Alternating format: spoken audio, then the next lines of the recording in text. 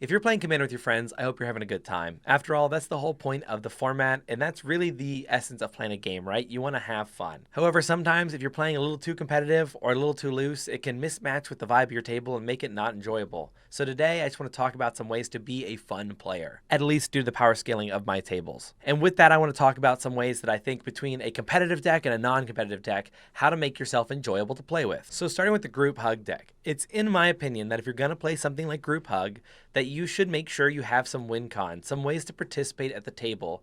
Don't just give out all the Howling Mine effects you can. You can load them all in here. That is fun, it is funny, and it is something to do. But if you're gonna do that, at least include some creatures that you can fight with, attack with, and do things so you're not just like, why are you hitting me?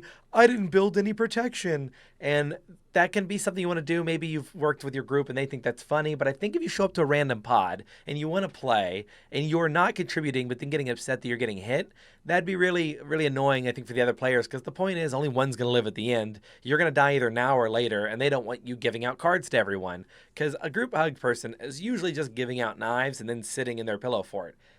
I think it's important to build in some win cons and interactions so that you can also play the game with everybody. Make them realize, oh, if I don't deal with you, you're also a problem. Though you are helping me out, so I'll probably pick you last. Should have a reason to pick you if you have nothing on the board.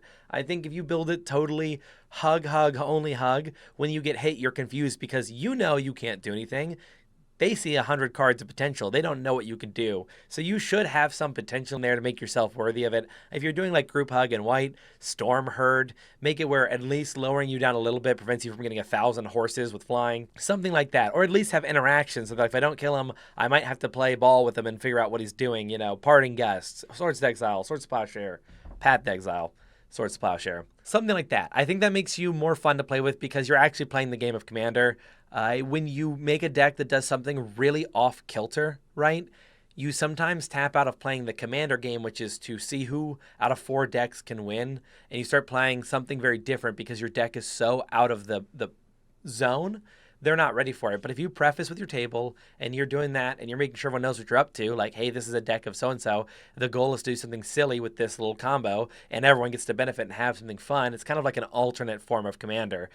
So just make sure you're playing the game that you're there to play. I always put it as every deck should have a win con, because then at least everyone knows that they should hit you and they don't have to feel guilty for hitting their friends, because nobody wants to do that first big swing, at least in our pods. If somebody has 5 creatures and somebody has no blockers, usually they go, well, I don't want to take you out because that's kind of mean, and they don't do anything. To me, I think that's annoying because everyone should have a deck that is good enough to stand on its own legs. So if you let it get there, it will beat you and then you'll lose, and the point's to win. People seem to get competitive at the last turn, and then it takes 30 minutes because they didn't do that extra 2 damage earlier. They would have had the line perfect if they would have dealt 1 more point of damage earlier in the game, but the person passed because they didn't want to be rude. I think you should build reasons to give your friends reasons to hit you. I know that sounds kind of odd, but that also leads to you having a stronger deck. If you get it off and you were able to protect that game plan, you're strong, you're fighting, you're cool, you get to do your evil villain bit or be the hero who saves the table. But if you don't have any of those lines in there and you're just doing a gimmick, if everyone's doing a gimmick, it's funny, it's chaotic. There are games for that. There are always pods for everything. This is like Magic's rules, right? You can't play from exile unless 1 card per turn, unless make a win con, unless. These all kind of fit that way. So don't feel like anything that I'm saying here is gospel. Just my opinion on what I think makes a fun game as somebody who loves games, played for his whole life, and also does D&D. You know, I've done it for 7 years, 8 years now. So like I get my game designer hat on every so often. I get to do that stuff, and I found what makes it fun for my players. And in my opinion, if you don't have something they're afraid of in your deck, they may not want to hit you, but then later you end up in a 30-minute turn because they didn't hit you earlier, because they just thought you were playing for fun, but now you have this crazy board state because of however things have gone down. Maybe cards that weren't in your deck give you a big board. Who knows? On the opposite side, being very competitive, I built this Izzet deck. I just wanted to draw cards. I bought the Jeskai precon, didn't really work for me. Then I saw this character in there and thought, I'll just go throw my red and blue cards, slap in a bunch of card draw, and then ways to try to generate tokens so that I can continue to cast spells forever. That's the fun. You know, get Gutter Snipe out, get Stormkill an Artist. 1 does 2 damage every time I cast a spell. 1 does Treasure Token every time I cast a spell. And this deck says, whenever you cast a spell, double those little effects that happen from it. So with that, that deck ends up being very hard to play in a short turn. When I get my engine running, it turns into a game of solitaire. No one came there to play solitaire, they came there to play Commander. Now, higher power groups, CEDH, I think they're going to be understanding of that. The difference, however, is that if you're playing CEDH and you, for instance, tutor, I think tutoring in EDH, now this is like my own personal thing, is boring.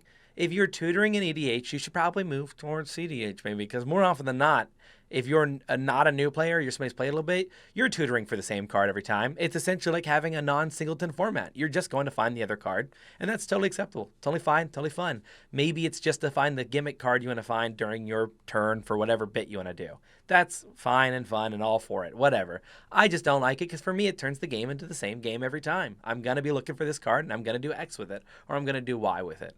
With that in mind, I don't want to play that way. That's not for me. So this deck does something that I don't love, which makes my turn take forever. I think it's very cool because I like what it can do on a surface level, but I have been practicing and doing this as best as I can to goldfish this deck. Goldfishing is when you do play solitaire, you play by yourself and take the deck and play those cards and find out what they do. For instance, I don't know off the top of your head if you play a lot of Magic, so I'm going to give you an example here. This deck has a card called Teach by Example. That card says, play this card, your next instant or sorcery is cast twice. You copy it and do it again, right? So I cast Learn by Example, then I cast Opt, and let's just say Opt says scry one, draw one, right? Well, because of that, I do it twice. Well, Magecraft, some cards say triggers on instant sorceries and copies of, other ones don't. They just say on instants or sorceries. Well, you're a new person, you're trying this deck out for the first time, and you have set up an engine with just 3 cards that interact with Magecraft. That's 3 triggers that double every turn, and now you have a copy of a card. Some of them may double, some of them may not, and that's a lot to keep track of if you're a new player. So don't play cards that you're not sure how they work. To online formats, I'd put this on either the competitive or group hug side. If you're going to be playing online, attempt to make sure the cards you have don't require a ton of upkeep that you can't keep up with. It's your job to keep your triggers. What's the game? Judge's Tower is a format that is built on the idea if you miss a trigger or mess up a mistake, you lose. I think it's a funny format, and it makes light of the idea that there are so many things happening in Magic. How do they all work? You've had it where you've passed your turn and said, oh, I'm sorry, I did this wrong order, forgot to trigger this. Can I do this? Can I do that? Yes or no, that's your group's choice to make. I just think you're responsible for your stuff. And if you miss it, you can't be mad at them. It's you. It's you every time. There's a video that sticks with me that I really liked, which was I kept watching about League of Legends. I kept doing really bad in the early days, and I could not figure out how to fund the game because I thought the only fun came from winning. And for some people, it does. And I was watching videos on how to win, and the guy said, there's one thing you should know. The common denominator in every game that you've lost is you were in that game. And that sticks with me. So when you make these mistakes, dude, it's on you. It's on you. So take a look at your deck. Make sure you know what the cards do. And if you don't know or you're doing that, talk to your pod. Say, hey, I have a deck I want to learn more about. You're more experienced than I am. I'd love to play this one, but is it? My turns take a little bit of time. Is that okay? No, you've got your baby sleeping. This is your one game you're going to get tonight. All right, I'll play my other one that I know really well. Those are the sorts of things that you can do to make yourself a fun player, because being a fun player gets you invited to play. Being unfun, well, you probably don't play much. If you're wondering why you can't find a pod, maybe it's the 15th time you counterspelled Cultivate. And that's just, I don't know, not in the name of fun. It's a good play, not really in the name of fun, though. So think of the ways that you're playing the game and think that someone else has to interact with it. And is that interaction totally one-sided? For me, it's as simple as if I'm going to play a 1-cost counterspell, maybe I could pay $50 for the 0-cost counterspell. That's good for competitive. Maybe I'll take an offer you can't refuse instead. It's a 1-cost that says give them 2 treasure but counter the spell. At least I give them a reward. There's an upside. I love the Bloom Barrel cards. They have the gift bit, and I think that's a perfect example of it's a counterspell, but at least, and I get in competitive in this deck, I would, more than likely in the future, if I drew a mana drain, if I drew a something or other, I'd put in this deck because this deck is not going to be nice. And if I'm going to be competitive, the weird thing about it is go all in. Don't half bake it. If you do half competitive, you have just enough interaction to mess people up, but not enough to win the game, then that's just frustrating to everyone. So building a deck of counterspells seems funny because, I can do whatever I want and no one can stop me. But you can't do jack. You draw 10 cards, 4 of them are counterspells. You literally can't play them without someone else doing something. So you only can wait for other people to start doing something and decide to stop them from doing it.